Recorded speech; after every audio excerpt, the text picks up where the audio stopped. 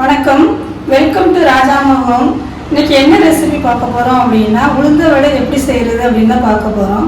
Hotel ஸ்டைல்லே வீட்டில் நான் செய்து காமிக்க போகிறேன். இன்னைக்கு அரிசி மாவு போடாமலே வெறும் உளுந்தில் உள்ளுக்கு பஞ்சாவும் வெளியே நல்லா மொறுமொறுப்பாகவும் வடை எப்படி செய்யலாம் அப்படிங்கிறத செய்து காமிக்க போகிறேன். வாங்க இன்னைக்கு நம்ம ரெசிபிக்குள்ளே போகலாம்.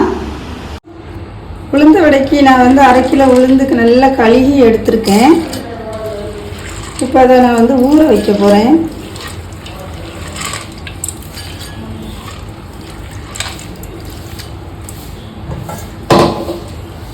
இது 1 மணி நேரம் ஊறணும். ஊறினதுக்கு அப்புறம் நம்ம பார்க்கலாம். இந்த அளவுக்கு நல்லா அழகாக சுத்தமாக கழுகி வச்சுக்கணும். அப்போ தான் வடை நல்லாயிருக்கும். 1 மணி நேரம் ஊற வச்ச உளுந்தை நான் கிரைண்டரில் அரைச்சிட்டு வந்திருக்கேன். இந்த பதத்துக்கு உப்பும் நான் சேர்த்து தான் அரைச்சிருக்கேன். உப்பு நம்ம சேர்த்து தான் இதை அரைக்கணும். உப்பு சேர்த்து அரைச்சோம்னா கொஞ்சம் நீர் விட்டு மாவு நல்லா அரைப்படும். கொஞ்சம் தண்ணியும் தெளித்து அரைச்சிருக்கேன். இந்த பதத்துக்கு இந்த மாதிரி அரைக்கணும். கொஞ்சம் தண்ணி தெளிச்சுக்கணும். தண்ணி தெளிக்கும் போது எண்ணெய் குடிக்கும் அப்படின்னு நினைக்கவே வேண்டாம். எண்ணெய் அவ்வளோவா குடிக்காது. இப்போ இது கூட நான் என்னென்ன பொருள் சேர்க்க போகிறேங்கிறத நான் சொல்லிடுறேன். கருவேப்பிலை, சின்ன வெங்காயம் ஒரு 10 பொடியாக கட் பண்ணி வச்சுருக்கேன். மிளகு 1-2 பொடிச்சு வச்சுருக்கேன் 1 ஸ்பூன். ஒரு பச்சை மிளகாய் குருவை நறுக்கி வச்சுருக்கேன். பொடியாக நறுக்கின இஞ்சி, பெருங்காய பொடி. உப்பு ஆல்ரெடி நான் போட்டு அரைச்சதுனால உப்பு நான் இப்போ எடுத்து வைக்கலை. நான் எல்லாம் மிக்ஸ் பண்ணிடுறேன். கருவேப்பிலையை இந்த மாதிரி நம்ம பிச்சு தான் போடணும். 1-2 கட்டி வச்சு கூட கட் பண்ணிக்கலாம். நான் இன்றைக்கி பிச்சு போடுவேன். கைட்டு பிச்சு போட்டாலே போதும்.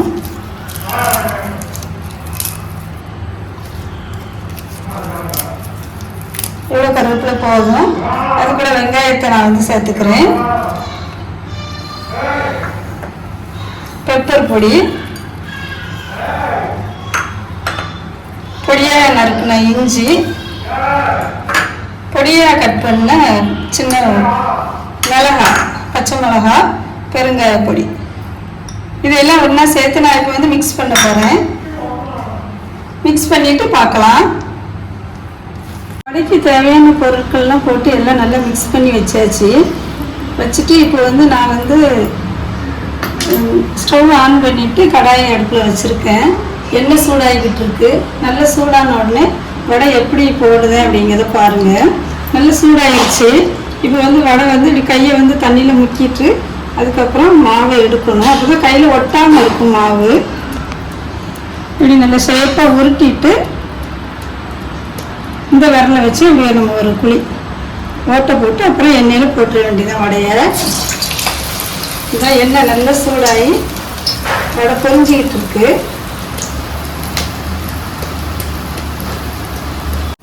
முதல்ல போட்ட வடை கொஞ்சம் நல்லா வெந்துருச்சு. அதை நான் திருப்பி போடுவேன்.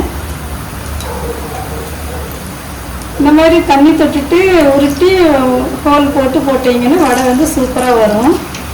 எங்கள் வீட்டில் எப்போவும் நான் இப்படி தான் சுடுவேன் உளுந்த வடை. இது கொஞ்சம் வேகணும், அதனால திருப்பி போட்டுருவோம். வேகும்போது பார்க்குறதுக்கே அழகாக இருக்குது பார்த்தீங்களா? இந்த மாதிரி சுட்டிங்கன்னா நல்லா வரும். வெளியே உள்ளுக்க பஞ்சு மாதிரி இருக்கும், வெளியே நல்லா மொறுன்னு இருக்கும். அரைக்கிறது கிரைண்டர் 30லேருந்து 40 நிமிஷம் வரைக்கும் நம்ம அரைக்கணும். அப்போ தான் அந்த வடை பக்குவத்துக்கு அந்த மாவு நல்லா வரும். கிரைண்டர் வாங்கும்போது சொல்லுவாங்க நிறைய பேர் கடையில் 20 நிமிஷம் அரைச்சா போதும், 25 நிமிஷம் அரைச்சா போதும்பாங்க. அந்த மாதிரி நம்ம அரைச்சோம்னா வடை நல்லாவே இருக்காது. 40 நிமிஷமாவது அரைக்கணும், அப்போ தான் நல்லாயிருக்கும்.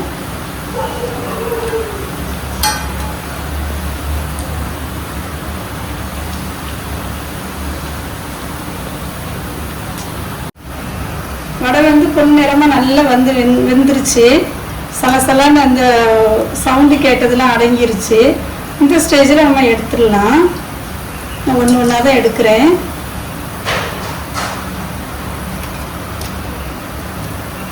பார்த்தீங்களா? மெதுன்னு வடை பார்க்க பிசு பிசுன்னு அழகாக இருக்குது.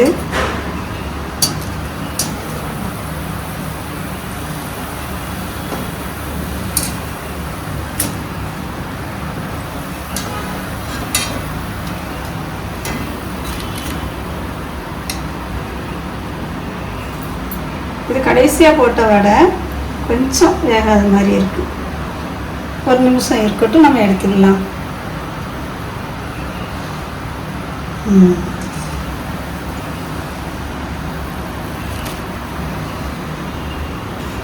நம்மளுக்கு இப்போ வந்து மெது வடை ரெடி ஆயிடுச்சு. வடை எப்படி இருக்குது அப்படிங்கிறத நம்ம பார்க்கலாம். பிச்சு காமிக்கிறேன் நான். இந்த பாருங்க, சாஃப்டாக அழகாக வந்திருக்கு வடை. இதே மாதிரி இதே பக்குவத்தில் நீங்கள் சுட்டிங்கன்னா உங்களுக்கு வடை இந்த மாதிரி கிடைக்கும் வீட்டிலையே. இந்த ஷேப்லேயும் நம்ம வந்து சுட்டுக்கலாம். நம்ம கடையில் வாங்கி சாப்பிட்ணுங்கிற அவசியமே இல்லை. இந்த வடை வந்து இப்போ நான் வந்து டேஸ்ட் பண்ணி காமிக்க போகிறேன் உங்ககிட்ட. வெளியே வந்து மொறு மொறுன்னு இருக்குது, உள்ளுக்க வந்து சாஃப்டாக நல்ல பஞ்சாக அழகாக இருக்குது. டேஸ்ட்டும் சூப்பராக வந்திருக்கு. நீங்களும் இந்த மாதிரி வீட்டிலேயே வடை செஞ்சு சாப்பிடுங்க, குழந்தைங்களுக்கு கொடுங்க. சுத்தமான எண்ணெயில் நம்ம வந்து சுட்டு கொடுக்குறோம் குழந்தைங்களுக்கு அப்படிங்கிற திருப்தி இருக்கும் நம்மளுக்கு. இந்த ரெசிபி உங்களுக்கு பிடிச்சிருந்தது அப்படின்னா ராஜா மகம் சேனலுக்கு வந்து நீங்கள் வந்து சப்ஸ்கிரைப் பண்ணுங்கள், ஷேர் பண்ணுங்கள், கமெண்ட் பண்ணுங்கள், லைக் பண்ணுங்கள். தேங்க்யூ.